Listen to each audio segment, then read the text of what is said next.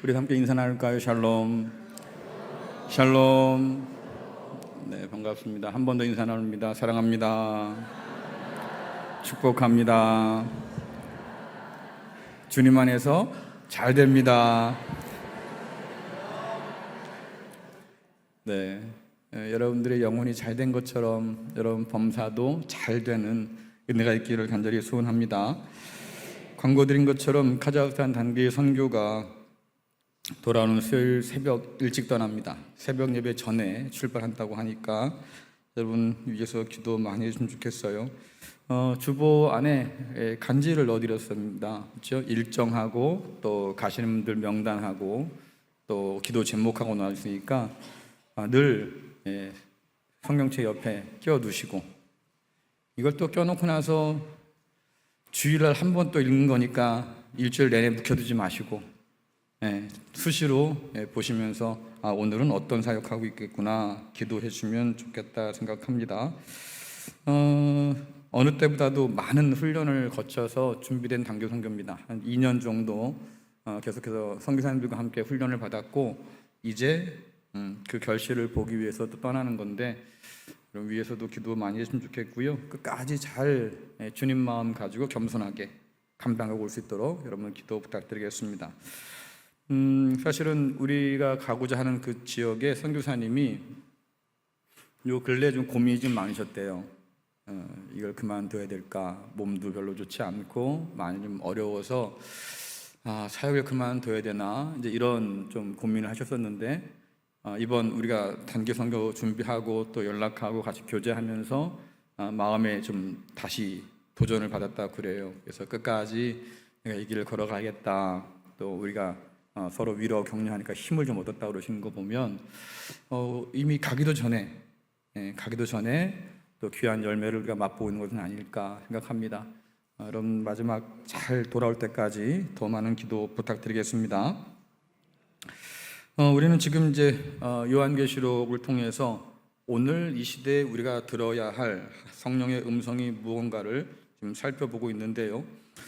요한이 전하는 이 하나님의 계시는 말씀드린 것처럼 미래의 어떤 일들에 대해서 순차적으로 시간표를 우리에게 알려주는 게 아니에요. 그래서 이 요한계시록은 오늘 우리를 위한 것이다 말씀드렸습니다. 주님께서도 말씀하시기를 이 말씀을 읽고 듣고 지키는 자는 복이 있다 그랬어요. 옛 어르신들 말씀들이 그런 거 있지 않습니까? 어른 말을 잘 들으면 자다가도 드셔보셨어요 그 떡? 그래요. 자다가도 떡이 생긴다. 지혜로운 그 말씀을 잘 귀담아 들으면 살다가도 그런 도움을 받는데, 그래요. 하나님 말씀이야 말해 뭐 하겠어요. 그렇죠? 온 천지를 만드신 그 하나님의 말씀을 우리가 듣고 또 읽고 지켜서 순종하면 약속하신 대로 생명과 복을 얻을 수 있기를 간절히 바랍니다. 지난주에는 7교회 중에서 에베소 교회를 칭찬하시는 우리 주님을 살펴보았는데요. 에베소 교회 모든 것을 주께서 아신다고 그러지요. 내가 안다. 근데 뭘 아실까 보니까 너희가 얼마나 수고했는지, 얼마나 인내했는지, 또 얼마나 열심을 냈는지 다 안다. 자칭 사도라고 하는 사람들의 거짓된 주장들을 너희들이 밝혀냈고 분별해서 그들에게 속지 않고 교회를 잘 지켜온 것도 내가 안다. 주님의 거룩한 그 이름을 위해서 끝까지 견디고 열심을 냈던 그 모든 것도 내가 잘 안다 칭찬하셨어요. 그런데 오늘 말씀 보니까 조금 다르게 날카롭게 그 에베소 교회를 책망하시는 주님을 만나는데, 도대체 왜 이들은 책망받을까? 자, 요한계시록 2장 4절 말씀 함께 읽겠습니다. 시작. 그러나 너를 책망할 것이 있나니 너의 처음 사랑을 버렸느니라. 아멘. 주님은 에베소 교회가 칭찬받을 만한 일을 많이 했음에도 불구하고 책망받을 것이 있다, 책망하지 않을 수가 없는 일이 너희 가운데 있다라고 말씀하셔요. 여러분 우리는 그렇습니다. 아니 주님 10개 중에서 7개를 잘했고 3개를 못했으면 그러면 7 빼기 3 하면 4개 남잖아요. 그렇죠? 그래도 4개는 잘했으니까 또 주님이 좀 칭찬해 주면 어떨까? 근데 주님은 그런 생각들에 대해서 썩 달가워하지 않으십니다. 왜? 그것은 우리 스스로가 자기 착각에 빠지기가 너무 쉬운 생각이에요. 주께서 말씀하시죠. 너의 처음 사랑을 버렸다. 여러분들 어쩌다가 잃어버린 게 아니에요. 바쁘게 살다 보니까 깜빡했어요. 그래서 다시 찾으면 되겠지요? 그럴 수 있는 게 아니라 그 말이에요. 말씀 보니까 버렸다고 하는 것은 버렸다, 포기했다, 뭔가 의지가 담겨 있는 말이잖아요. 그러니까 처음 사랑을 너희가 버렸고 그래서 그것으로 말미암아서 너희가 받을 대가가 너무 크다라고 말씀하시는 거예요. 자, 요한계시록 2장 5절 말씀 함께 읽겠습니다. 시작. 그러므로 어디서 떨어졌는지 생각하고 회개하여 처음 행위를 가지라. 만일 그리하지 아니하고 회개하지 아니하면 내가 내게 가서 내 촛대를 그 자리에서 옮기리라. 아멘. 다른 말씀들은 후에 좀 더 살펴보기로 하겠고, 내 촛대를 옮길 거야. 네가 처음 사랑을 버렸으므로 내가 내 촛대를 옮길 거야. 그 사랑을 다시 찾고 회복하지 못하면 내가 내 촛대를 옮길 거야. 이런 촛대를 옮긴다고 하는 말은 교회가 가진 모든 것을 다 빼앗겠다는 아주 무서운 말씀이에요. 도대체 에베소 교회가 버린 그 처음 사랑이 뭐길래 주님께서 이렇게 무서운 심판을 경고하실까? 도대체 그것이 어떤 사랑이길래 칭찬받을 만한 일을 했음에도 불구하고 이 무서운 심판을 면할 수가 없을 거라고 지금 경고하고 계실까? 오늘 말씀에 보면요, 5절에 어디서 떨어졌는지를 생각해봐라 라고 했으니까는 처음 사랑을 잃어버린 것 혹은 처음 사랑을 버린 것, 그것은 어디로부터 떨어졌다라는 표현인데요, 이 떨어졌다고 하는 것은 추락했다는 표현이 될 수도 있겠고, 히브리서라든가 아니면 요한계시록에서는 이 표현이 신앙의 타락을 가리킬 때 쓰는 표현이에요.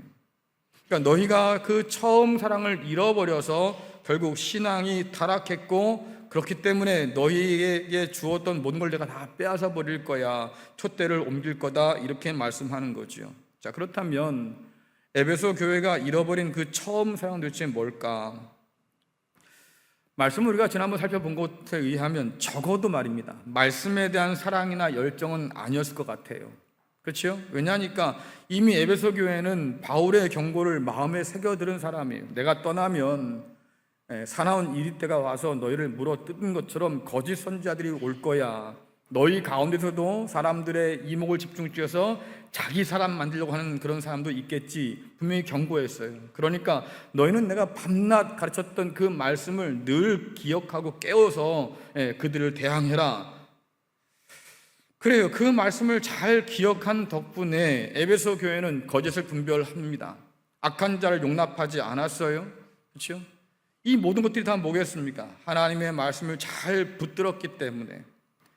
게다가 니골라당이라고 하는 사람들의 그런 것도 드러내서 경계하고 있었으니까 이 모든 게 다 하나님의 말씀을 잘 기억하고 마음속에 새겼기 때문에 이 주님의 칭찬받을 만한 교회가 된 거지요. 그런데 문제는 뭐겠습니까? 그러니 말씀에 대한 열정과 또 사랑의 문제가 아니다라고 하는 걸 알 수 있는데, 그러면 도대체 주님께서는 뭘 보고 무엇을 보시고 에베소 교회가 처음 사랑을 잃었다, 버렸다 판단하시고 내가 너희에게 촛대를 옮기기 전에 빨리 그 사랑을 회복하라고 말씀하실까? 저는 그 이유를 6절의 말씀과 연결지어 생각해 보려고 합니다. 자, 요한계시록 2장 6절 말씀 함께 읽겠습니다. 시작. 오직 내게 이것이 있으니 내가 니골라당의 행위를 미워하는도다. 나도 이것을 미워하노라. 아멘.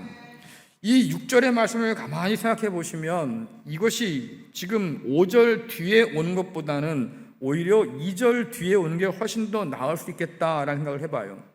2절 보니까 뭐라고 되었습니까? 내가 내 행위와 수고와 내 인내를 알고 또 악한 자들 용납하지 아니한 것과 자칭 사도라 하되 아닌 자들 시험하여 그의 거짓된 것을 내가 드러낸 것과 이어 붙여서 말입니다. 내가 미워하는 그 니골라당을 너희들도 미워하니 참 잘했다. 이렇게 연결하기가 쉽잖아요. 그런데 오늘 말씀에 보니까 주님께서 그렇게 연결시키지 않아요. 니골라당을 미워하게 된 것도 주님의 뜻을 분별해서 미워하게 된 걸 텐데, 우리가 저 사람들의 이야기를 들어보니까 주님께서 기뻐하는 얘기가 아니구나, 결국 말씀을 통해서 분별한 것이니까 2절에 이어서 갖다 붙이면 딱 좋겠는데 왜 주님께서는 이것을 5절 뒤로 밀어놓으셨을까? 주님은 니골라당의 이 문맥을 칭찬의 문맥이 아니고요, 처음 사랑을 버려서 책망한다고 하는 그 맥락에서 이 이야기를 다루고 있잖아요. 왜 칭찬해야 마땅한 일인데 책망의 맥락에서 주께서는 이 문제를 다루실까?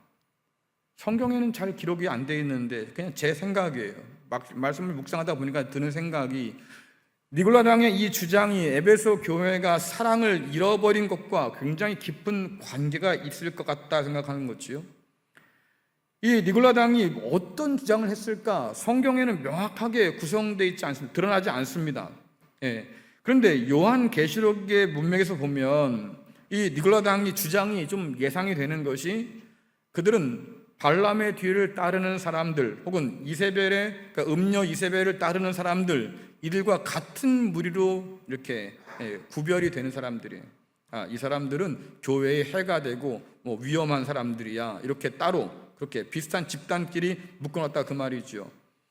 그러면 이들은 특징이 뭐냐고 하니까 다 자기 욕망, 자기 탐욕, 자기 이속을 위해서 교회와 성도를 배교의 위험에 빠뜨린 사람들, 그런 사람들이 니골라당이고, 그런 사람들이 발람의 뒤를 따른 사람들이고, 그런 사람들이 음녀 이세벨을 닮아 사는 사람들이다라고 얘기하는 거예요.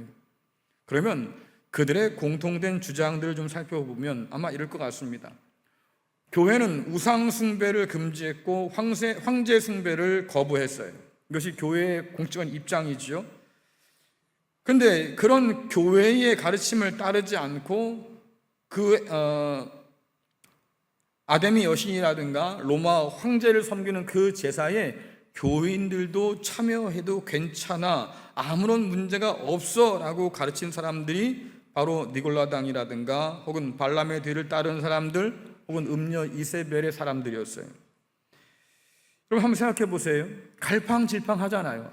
내가 하나님을 따르면 모든 걸 다 잃을 그런 상황인데, 장사도 못하고 집도 쫓겨나고 마을에 있지도 못하고 가족은 뿔뿔이 흩어질 거고, 잘못 걸리면 말입니다, 심지어 죽임까지 당할 수도 있는 상황일 텐데, 내가 과연 여기서 예수를 택해야 될까? 이런 고민이 가득한 사람들 아니겠습니까? 근데 이런 사람들에게 뭘 고민해, 괜찮아, 예수도 믿고 우상도 믿고 황제 앞에서 절도 하고, 그게 뭐가 문제인데, 다 해도 괜찮아.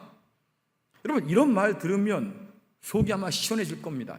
괜찮대, 위로가 되지. 내가 예수를 택했다고 받을 그런 피해라든가 이런 핍박들을 걱정하거나 염려하지 않아도 괜찮고, 또 내가 황제 앞에 절하고 우상을 섬겼다고 해서 말입니다, 내가 하나님 앞에 죄스러워서 얼굴을 못 들 만큼 그렇게 무거운 마음을 가지고 괴로워할 이유도 없고, 그렇잖아요. 다 괜찮다고 하는데 그냥 받아들이면 되지. 그래서 황제한테 절도 하고 우상 숭배 가서 같이 잔치도 벌이고 하나님 앞에서 말이죠, 예배도 드리고 그럼 되지. 여러분들, 직장인들의 최대 난제가 뭡니까? 직장 다니는 사람들의 최고의 고민거리 뭘까요? 오늘 점심 뭐 먹지? 왜냐니까 매일매일 점심 먹을 걱정해야 되잖아요. 근데 어제도 밥 먹고 오늘 뭐 먹지? 이게 늘 걱정인데, 그러니까 정했어요. 그래, 오늘은 중국집 가자. 그럼 중국집 가서 밥을 먹으려고 하는데 그럼 문제가 끝났냐? 또 그게 아니에요. 뭘 먹어야 돼요? 짜장면을 먹을까? 짬뽕을 먹을까? 이게 또 걱정이잖아요. 그래서 시켰어요. 나는 짬뽕, 당신은 짜장면 시켰다고. 근데 내가 짬뽕을 먹으려다 보니까 아니, 짜장면이 그렇게 맛있어 보여. 그럼 뭐라고 그래요? 짜장면 시킬 걸. 또 짜장면 먹던 사람은 짬뽕 보면 뭐라고 그랬습니까? 나 짬뽕 먹고 그랬나? 시켜놓고도 만족이 못해서 만족할 수가 없어서 말이죠. 남의 걸 바라보고 군침 흘린다? 자, 그러니까 나온 게 뭐겠어요? 그렇지요. 이것저것 고민하지 마라. 하나만 시켜라. 뭘 시킵니까? 짬짜면 시켜라. 짬짜면이 뭐예요? 짜장면 그릇 반 나눠서 한쪽은 짜장면, 한쪽은 짬뽕. 그러면 고민할 게 없어요. 그냥 그거 하나 먹으면 되잖아요. 네. 짬뽕 먹고 싶어요? 그럼 그거 먹으면 돼. 짜장면 갑자기 먹고 싶어요? 또 그거 짜장면 먹으면 돼. 그냥 한 그릇에 다 담겨져 있으니까 굳이 고민할 것도 없고 남 거 보러할 것도 없고 얼마나 편해. 근데 여러분들 한번 생각해 보세요. 당시에 교회를 배교의 위험에 빠뜨렸던 그런 사람들의 주장이 딱 그랬다. 야, 무엇을 믿을지 뭘 걱정하냐. 뭘 굳이 택해. 다 믿으면 되지. 그렇잖아요. 핍박과 손해 없이 편안하게 믿어도 괜찮아. 야, 우리 하나님 넓은 마음을 가진 분 아니겠냐? 그렇잖아요. 그렇게 넉넉한 하나님이니까 너 그런 거 다 이해해. 걱정하지 말고 그렇게 살아. 그 당시 갈등하던 사람들한테는 이게 신의 한 수 같은 그런 소리예요. 야, 괜찮겠대. 그래도 괜찮대. 문제 없대. 근데 여러분, 이것은 그렇게 낯선 모습이 아니어서 성경에 종종 드러나긴 하는데, 특별히 예수님 시대에 율법을 가장 열심히 지킨다고 했던 그런 바리새인들도 이와 비슷한 믿음을 가지고 있었어요. 자, 마태복음 6장 24절 말씀 함께 읽겠습니다. 시작. 한 사람이 두 주인을 섬기지 못할 것이니 혹 이를 미워하고 저를 사랑하거나 혹 이를 중히 여기고 저를 경히 여김이라. 너희가 하나님과 재물을 겸하여 섬기지 못하느니라. 아멘. 여러분들, 당시에 바리새인들은요, 믿음을 얼마나 소중하게 여긴지 몰라요. 율법을 지키기 위해서 아주 기를 썼던 사람들. 근데 그런 사람들 속에서도 주님이 뭘 봅니까? 야, 너는 하나님과 재물 둘 다를 섬기려고 지금 그렇게 욕심을 부리고 있어? 라고 말씀하는 거예요. 여러분들, 성경에 한 번도 타협하지 않은 믿음이 한 가지 있습니다. 그것이 뭐냐면 오직 한 분 하나님만 섬겨라, 하나님만 경외해라, 하나님께만 충성을 다해라, 하나님만 사랑해라. 여러분들, 이것은 한 번도 변한 적이 없어요. 그렇죠?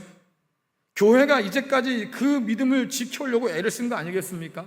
그런데 당시에 율법을 가장 열심히 지킨다고 했던 이 바리새인조차 말입니다. 예, 하나님과 돈 둘 다를 섬기려고 했다, 그 말이에요. 좀 더 적나라하게 얘기하면 돈을 얻기 위해서 하나님을 믿었다, 그 말이죠. 돈을 얻기 위해서 하나님을 이용할 수 있다고 믿었던 사람들, 그게 그 당시에 믿음 좋다고 했던 바리새인의 실체였다, 그 말이에요. 주께서 말씀하십니다. 야, 두 주인을 섬길 수 없어. 돈과 재물 둘 중에 하나만 택해서 하나만 섬겨라고 말씀하시는데, 여러분, 제가요 여호수아서 24장을 읽으면서 충격을 받은 적이 있어요. 하나님께서 이스라엘 백성들을 애굽에서 건져내시고, 그래서 바다 홍해를 가르시고 대적들을 다 물리치신 다음에 광야로 이끌어 가시지 않습니까? 그 광야에서 또 하나님 믿지 못해서 이스라엘 백성들이 그렇게 하나님께 반대하다가 이 사람들이 40년을 뺑뺑뺑 돌 수밖에 없는 상황이 생겨요. 40년이 지나서 모세가 죽고요, 이제는 여호수아를 통해서 하나님께서 가나안 땅에 들어가게 하셨는데, 그 가나안 땅에 들어가서 여호수아가 말입니다, 하나님의 어떤 백성들과 함께 말이죠, 전쟁을 감당하는데, 성경에 보니까 하나님이 앞서 나가시고 백성들은 그 뒤를 따라가는 거예요. 그러니까 하나님의 전쟁에서 백성들이 동참하는 거죠. 그리고는 그 땅을 다 누가 차지합니까? 이스라엘 백성들이 차지해. 그 정복 전쟁을 다 마친 다음에 여호수아가 자기가 죽을 날이 얼마 남지 않았으니까 백성들을 다 모아놓고 그렇게 말합니다. 나와 내 집은 여호와를 섬기겠으니까 니들도 결정해라. 여러분들, 전쟁까지 다 끝나서 그 땅을 다 차지하고 나눠줬으면 하나님 한 분 믿는 게 너무나 당연할 텐데, 오히려 그 자리에서 오늘 여호수아가 뭐라 그럽니까? 나와 내 집은 여호와를 섬길 텐데 너희들도 오늘 섬길 자를 택하라. 그 말이 뭡니까? 요단강 저편에 있어서 섬겼던 신들이나 요단강 넘어서 여기서 섬기는 신들이나 그거 다 버리고 오직 하나님만 섬기자. 제가 왜 충격받았겠어요? 여러분들, 이스라엘 백성들이 가나안 땅을 뺑뺑뺑 돌면서 40년이 지날 때 뭘 먹고 살았습니까? 그렇죠, 하나님이 주신 거 먹고 살았어요. 하늘의 만나와 반석에서 물을 터쳐 주셔서 말입니다, 하나님께서 주신 거 먹고 살았잖아요. 그렇죠? 하나님께서 앞서 가실 때 그 백성이 뒤따라가지 않았습니까? 근데 그때도 우상은 가지고 있었어요. 이거 제가 뭐라고 말씀드려야 될까? 가나안 땅을 들어갑니다. 하나님이 요단강을 가르셔서 말이죠, 가나안 땅에 들어보냈어요. 그리고 가나안 땅 정복전쟁 통해서 다 그 땅을 백성에 허락해 주셨습니다. 그런데 뭐예요? 그때도 그들은 우상을 가지고 있었어요. 여러분, 이상하지 않아요? 저는 그러면 어떤 생각이 들겠습니까? 야, 하나님이 진짜 오래 참았구나. 그 백성을 위해서 모든 걸 아끼지 않고 다 주신 하나님이신데, 그 하나님을 뒤따라가면서도 그 백성들 마음 가운데는, 혹은 짐 가운데는 그런 우상을 가지고 따라갔다고 하고, 모든 것을 다 끝나서 이젠 땅을 정복하고 나눠주는 그 시점에서 여호수아가 이젠 제발 그거 다 버리고 하나님만 섬기자고 말할 정도라고 하면, 여러분들, 하나님이 얼마나 그 백성에서 인내하셨을까? 모르긴 몰라도 우리가 하나님 속을 볼 수 있다고 하면 아마 썩어 문드러지지 않았을까요?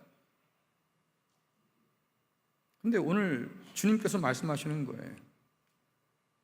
하나님과 재물 둘 중에 하나만, 둘 다 섬길 수 없지. 요한계시를 통해서 주께서 말씀하시는 거예요. 세상과 하나님 둘 중에 하나만, 다른 걸 섬길 수 없으니 하나만 섬기자.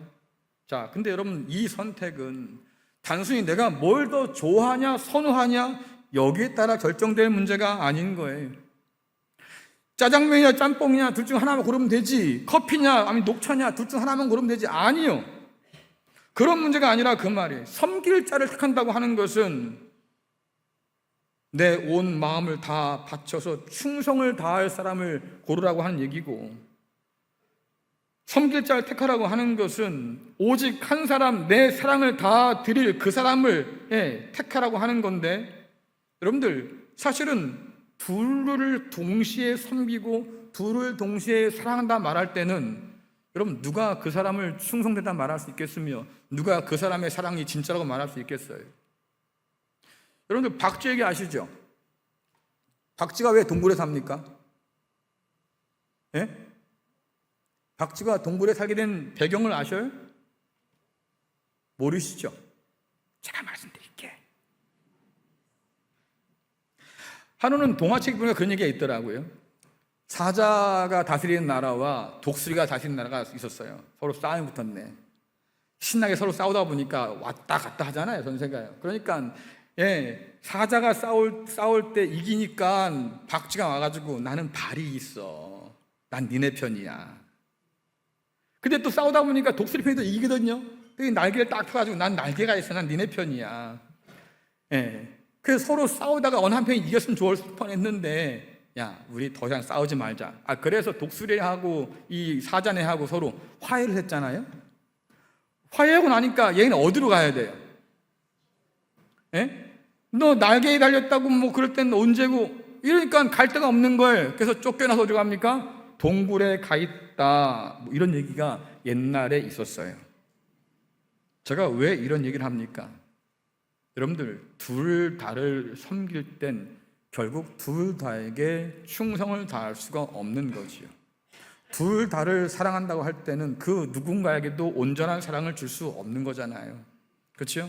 하나님과 재물 둘 중에 하나만이라고 말할 때는 내가 하나님을 섬기겠습니다라고 할 땐 더는 돈을 섬길 수가 없는 거예요. 내가 돈을 더 좋아해요, 돈을 섬길 거예요 라고 한다고 하면 더는 하나님을 섬길 수가 없는 거예요. 그런데 오늘 니골라당이 뭐라고 합니까? 아니야, 둘 다 섬길 수 있어, 괜찮아. 그렇지요? 로마 황제 앞에 절해도 괜찮아, 우상들 섬겨도 괜찮아, 그리고 와서 예배만 드리면 돼. 얼마나 편해. 그런데 성경의 가르침을 한참 벗어나서 성경이 말하지 않은 그런 다른 길들을 열어놓고 그 길로 사람들을 가게 한 거예요. 그러니까 그 당시에 교회가 하나님을 사랑하고자 했던 그 충성과 그 사랑이 변질되기 시작한 거지요. 여러분, 생각해보면 코로나 이후에 오늘 우리도 비슷한 어려움을 겪고 살아요.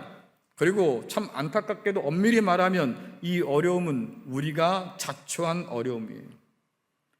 코로나 터진 다음에 우리가 미처 대비를 못했기 때문에 결국 뭡니까? 어렵게 내린 결단이 비대면 예배였어요. 교회에 모이지 못하니 우리가 각자의 자리에서 그래도 예배 한번 드립시다, 뭐 이런 마음이 있어서 인터넷으로 예배 영상을 찍어서 송출하기도 했고요. 뭐 이것 때문에 온 교회가 발칵 뒤집혔습니다. 저도 그걸 영상을 찍어서 편집해가지고 또 보내기도 하고 뭐 이런 일들을 수없이 했어요. 근데 그때만 해도 이것밖에 없겠다 싶어서 했는데 이것이 가져올 폭풍들을 생각하지 못한 거지요. 그 당시에 신학자들이 너무 섣부르게 어떻게 선언했습니까? 인터넷도 세상이니 하나님이 그 안에 계신다, 이렇게 얘기를 하고, 그래서 인터넷으로 뭐 비대면으로 그렇게 예배를 드려도 하나님은 그곳에 계신다, 이렇게 말을 하고 나니까 코로나가 끝난 다음에 30% 이상의 사람들이 교회를 돌아올 생각을 하지 않아요. 왜? 아니, 집에서도 인터넷을 통해서도 하나님께 예배할 수 있다고 말한 게 누굽니까?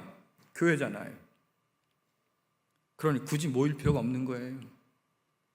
굳이 모이지 않고 혼자 그렇게 인터넷으로 예배 드리는 분들 가운데 어떤 분들은 심지어 헌금은 또 지로로 보내. 그럼 여러분, 제가 감사해야겠어요? 아유, 그래도 헌금은 보내주니 감사합니다 라고 해야겠습니까? 아니잖아요. 그래도 오세요. 그래도 함께 예배 드리세요. 그게 하나님께서 보시기에 합당한 일이니 같이 예배 드립시다, 이게 맞다, 그 말이에요. 그런데도 사람들은 꼼짝도 하지 않는다. 시간이 점점 더 흘러가면서 어려워지는 게 뭐겠습니까? 코로나 이후에 종교에 대한 관심을 사람들이 잊어버렸어요. 이젠 관심을 안 둬요. 게다가 그나마 믿는 사람들의 30%도 교회에 나오지 않아요. 20, 30, 40까지 젊은 세대들이 점점 빠져나가기 시작합니다. 그러니 그 밑에 자녀 세대들도 빠져나가기 시작해요. 교회 학교가 무너지기 시작하고 말입니다. 결국은 시간이 지나면 지날수록 교회는 텅텅 빌 거예요. 그래서 오늘날 교회가 과연 생존할 수 있을까를 고민하는 그런 교회가 되고 말았잖아요.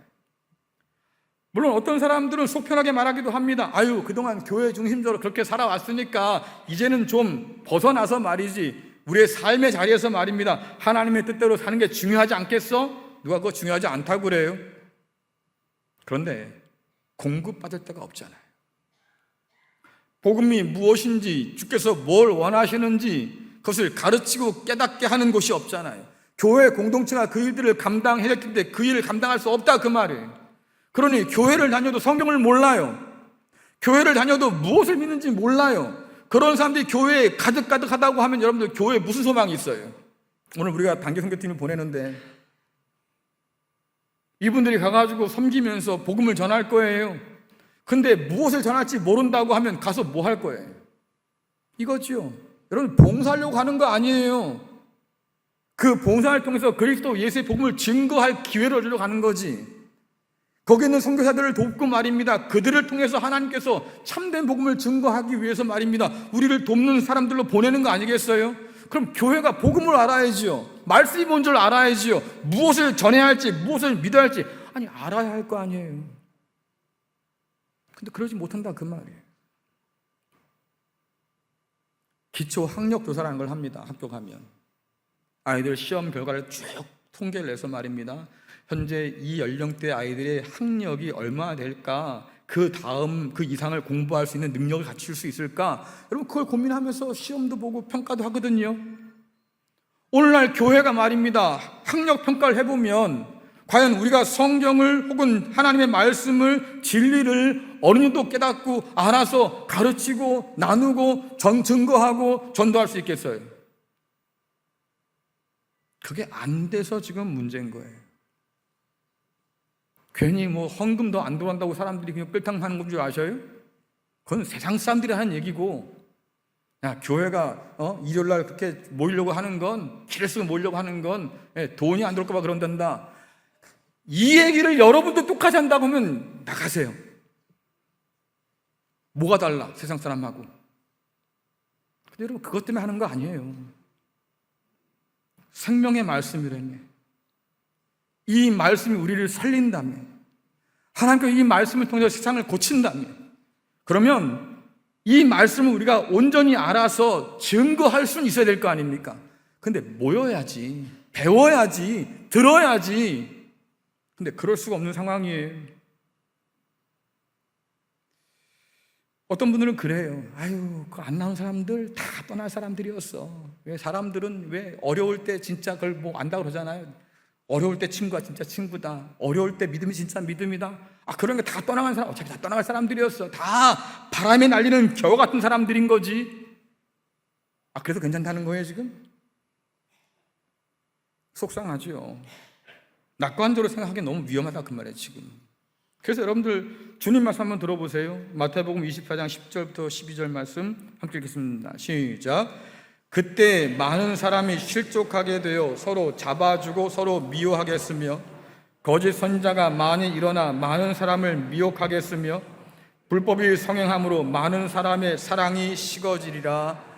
아멘. 주님께서 마지막 날들을 바라보면서 하신 말씀 가운데 하나가 뭐겠습니까? 너희 가운데 거짓 선지자들이 많이 일어날 거야. 그래서 많은 사람이 미혹당할 거야.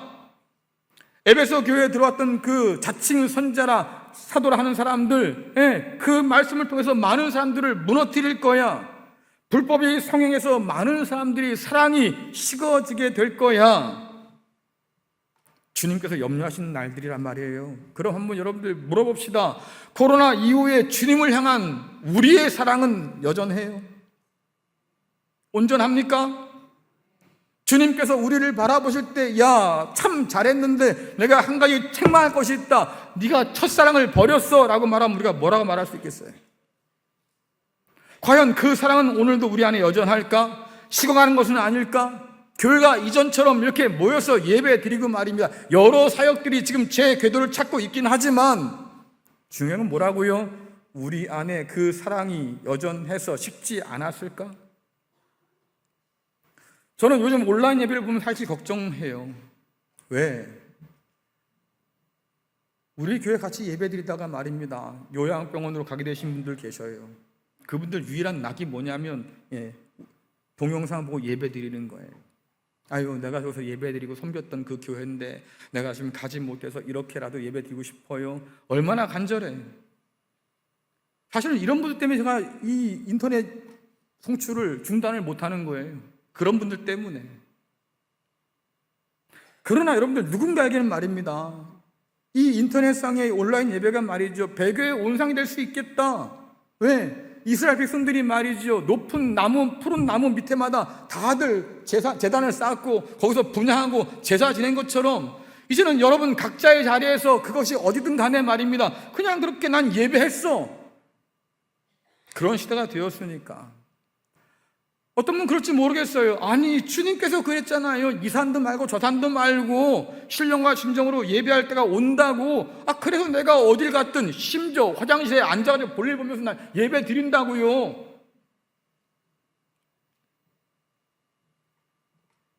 제가 이렇게 말씀드리잖아요. 그게 예배입니까? 하나님의 어미하심이 그 예배 가운데 있어요? 하나님의 임재가 느껴져요? 어떤 분은 그래, 그렇게 예배도 영적으로 충만해요. 제가 말씀드렸지요. 수준이 낮은 거라고요. 기준이 낮은 거라고. 그런 예배 가지고는 안 된다. 너무 편하게만 믿으려고 하는 요즘에 오늘 주님 말씀이 참 가슴 아프게 다가오는 거지요. 너희가 처음 사랑을 버렸다.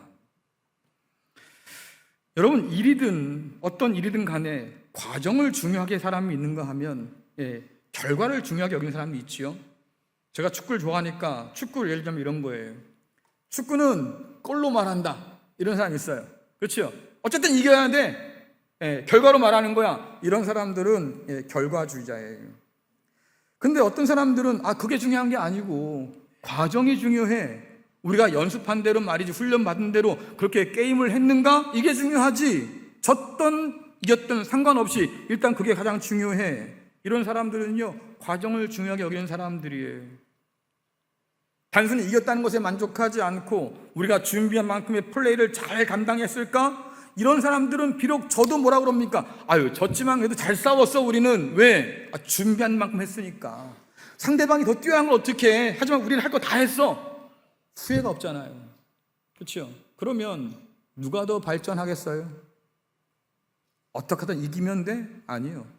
오히려 결과를 바라보는 과정을 바라보는 사람들이 훨씬 더 발전 가능성이 있어요. 자, 그런데 에베소 교회와 주님도 그렇게 생각하지 않았을까요?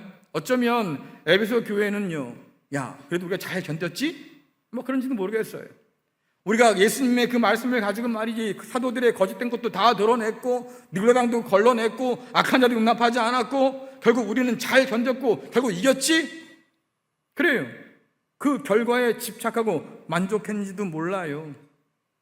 주님께서 칭찬하실 만했지. 또 주변에 있는 여러 교회를 볼 때 우리가 모범될 만한 그런 교회가 되기도 했지. 하지만 여러분들, 그 에베소 교회를 향해서 주께서 뭐라고 말씀하십니까? 그게 최선이냐? 그게 다야? 주님께서 우쭐한 에베소 교회가 미처 보지 못한 것을 보고 계신다, 그 말이에요. 내 볼 때 정말 큰 문제가 남아있는데, 야, 너희 처음 사랑을 버렸잖아. 에베소 성도들이 깨닫지 못한 거였어요. 보지 못한 거였다고. 주님께서 콕 집어 말씀하시죠. 그런데 너희가 처음 사랑 버렸잖아. 제가 말씀을 준비하다가 생각난 그림이 있었어요. 먼저 보여주세요. 하나. 자, 여러분, 통이 하나 있는데요, 저 통에 물이 어디까지 찰 수 있을까요? 예? 나는 저 통 가득히 물을 붓고 싶어요. 예? 들이다 붓는데, 자, 좋아요. 어디까지 찰 수 있어요? 여러분, 부지런히 부어봐야 제일 낮은 나무 판자떼기만큼이에요. 나머지는 다 새버리지요. 왜? 저 낮은 대로 다 흘러버릴 거예요. 옆에 거는 다 길쭉길쭉 해가지고 말입니다, 온전한 모습을 가지고 있겠지만, 저 하나 가장 짧은 그 나무 판때기 위로 계속 물이 흘러버릴 거예요. 아무리 여러분들이 가득 담으려고 해도 가득 못 담지요. 또 보여주세요. 굉장히 단단해 보이고 아주 강해 보이는 그런 쇠사슬이 있다고 칩시다. 근데요, 저 쇠사슬 고리 중에 하나가 끊어지면 다 끊어지는 거예요. 그렇죠? 가장 약한 고리가 끊어집니다. 그게 그 교회의, 그 공동체의 수준이에요. 아무리 잘하고 뛰어나고 막 자랑 많이 해도 가장 잘 못하는 거, 가장 약한 거, 여러분, 거기 이상 뭔가를 담을 수 없다고 하는 거죠. 그러면 사진 하나 보여주세요. 자, 이 항아리는요, 물을 다 채울 수 있을까요, 없을까요? 예? 그럼 다 채우지 못한다 그러면 어디까지 채울 수 있어요? 어디까지 찰 수 있죠, 저거는요? 그래서 제가 생각난 게 그거예요. 야, 밑 빠진 독에 물 붓기. 밑 빠진 독은요, 여러분들 아무리 물을 갖다 부어도 물을 채울 수가 없어요. 반도 채울 수가 없어요. 그렇죠? 구멍이 중간 났다고 하면 중간쯤까지 채울 수 있겠지. 하지만 저렇게 밑이 빠져버리고 나면 아무리 물을 부어도요, 다 쏟아져 나가고, 주변엔 멀쩡해 보여. 이거를 밑에 깨진 데를 살짝 돌려서 이렇게 돌려놔봐요. 그러면 아주 멀쩡해 보이겠지요. 하지만 물을 보면 알아요. 얘는 밑이 빠진 거구나.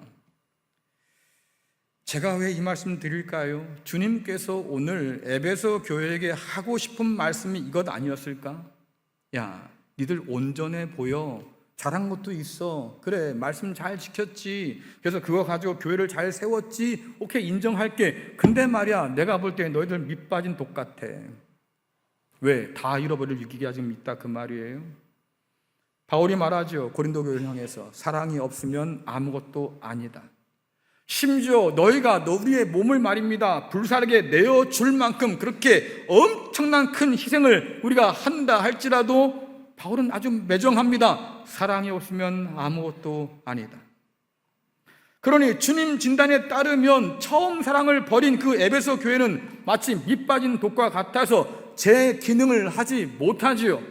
하나님의 은혜를 부어줘도 담을 수가 없다, 그 말이고요. 결국은 하나님 앞에서 온전히 그 기능을 하지 못해서 버림받을 수밖에 없는 아주 심각한 상태에 놓여 있다고 하는 거예요.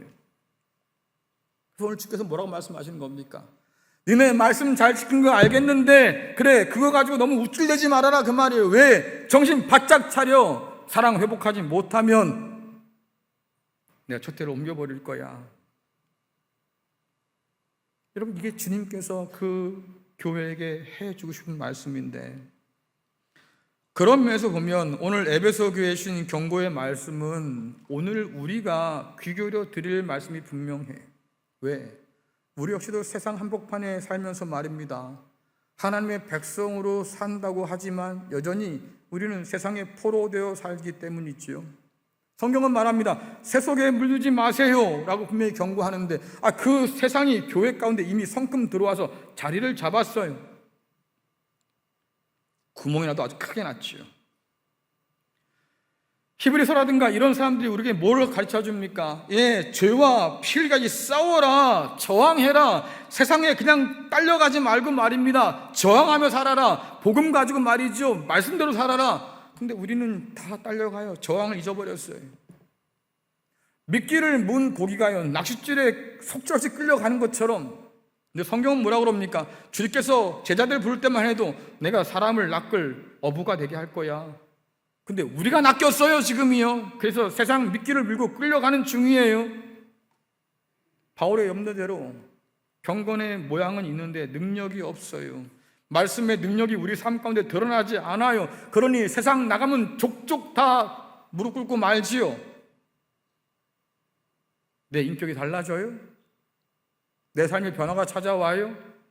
주님께서 세상을 이기신 것처럼 말입니다. 그 세상을 이기고 살아요?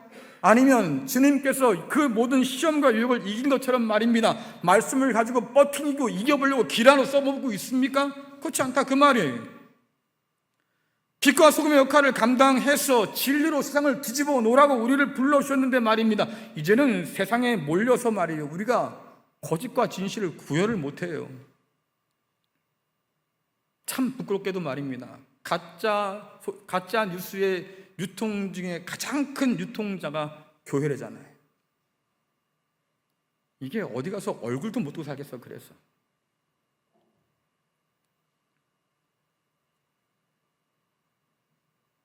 부름받은 사람답게 살지 못하는, 은혜를 헛되이 받지 마십시오 그렇게 우리에게 권고하지만 여전히 우리는 밑빠진 독처럼 은혜를 다 쏟아버리고 산다. 하나님의 사람으로 살아내는 일 가운데 우리는 게으르고 인내하지 못해요.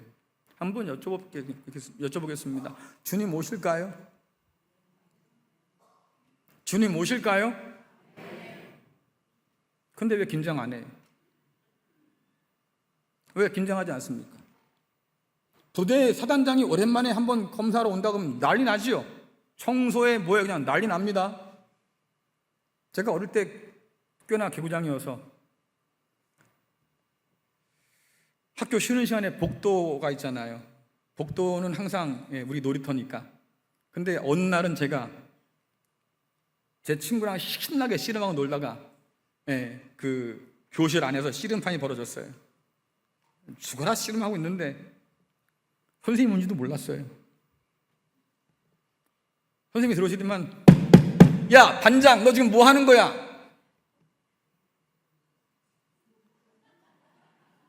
왜요? 네, 반장이었어요. 제가 어떻게 했겠어요? 얼굴이 빨개졌지.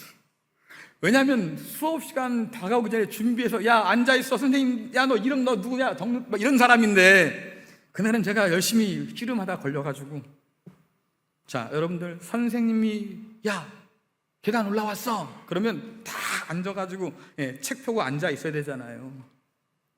그런 긴장감은 있어야지. 적어도 주님 오신다면서. 언제 오신대요? 아무도 모르니까 깨어있어야 되잖아. 근데 아무런 긴장이 없어. 그 얘기는 뭐겠어요? 말은 온다고 해. 기대감은 없어. 그치요?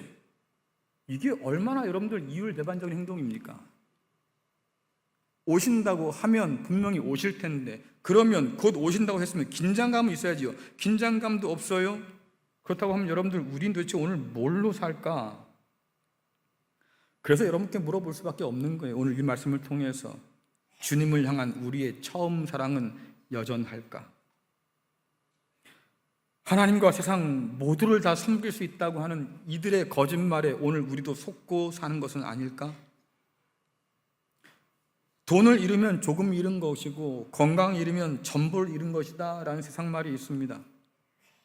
주님께서 비슷한 말씀 하셨지요. 야, 천하를 얻어도 목숨 잃으면 도대체 무슨 소용이 있냐. 그래요, 주께서도 그런 말씀 하셨어요. 그와 비슷하게 오늘 뭐라 그럽니까? 주님을 향한 그 처음 사랑을 잃어버린 교회는 결국 모든 걸 다 잃어버린다고 경고하고 있잖아요. 그러니 우리가 이 말씀을 새겨 들을 수밖에 없는 거죠. 과연 우리 안에 주님을 향한 그 사랑은 여전히 남아 있을까? 제가 이 말씀을 오늘 더 할 수가 없는 것이, 또 길어진다고 뭐라 그럴까 봐 2번에 나눠서 한 걸 제가 마음을 바꿨어요. 3번에 나누겠다. 다음 주에 한 번 더 할 건데 하다 보면 그 다음 주 또 넘어갈지도 모르겠어요. 그러나 중요한 건 뭡니까? 오늘 여러분들 돌아가실 때 그 질문 하나 마음에 품고 가면 좋겠어요. 오늘 내 마음 속에는 주를 향한 그 처음 사랑이 여전히 남아 있을까? 잃어버렸다고 하면 우리가 그것을 어떻게 찾을 수 있을까? 어떻게 회복할 수 있을까? 사실은 그 문제는 다음 주에 제가 말씀을 통해서 함께 나누고자 하니, 그 말씀 듣기 전에 이번 주 중에는 이 질문 안고 여러분 씨름하면 좋겠다고 하는 거예요. 오늘 내 마음속엔 하나님을 향한, 주님을 향한 그 처음의 사랑이 여전할까?